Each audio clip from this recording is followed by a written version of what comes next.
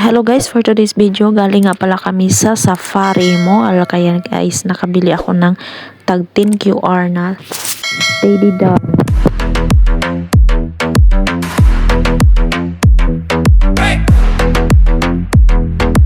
Hello guys, for today's video, galing pa nga pala kami kanina sa Safari Mall guys. Ayan, nakabili nga pala ako ng malaking Teddy Doll. Ayan, doll para sa aking baby girl.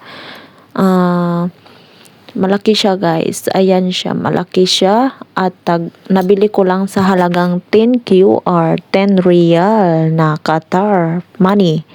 Ayan, malaki yan. At meron ding mas malaki doon, tag 20 real. Kaso, baka hindi magkasya sa bag ko. Kaya, yan lang ang napili ko para pagkasyahin doon sa bag ko. Ayan guys. Maganda siya guys. At ayan, pink na pink. Pero lalo talaga guys. Gustong gusto nga ng anak ko nung nakita niya yung teddy doll ko.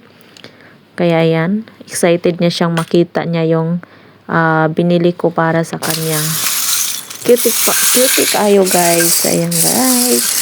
I hope for enjoy for watching this guys my video. At sana po makapag-subscribe po kayo and comment down below. Then click the notification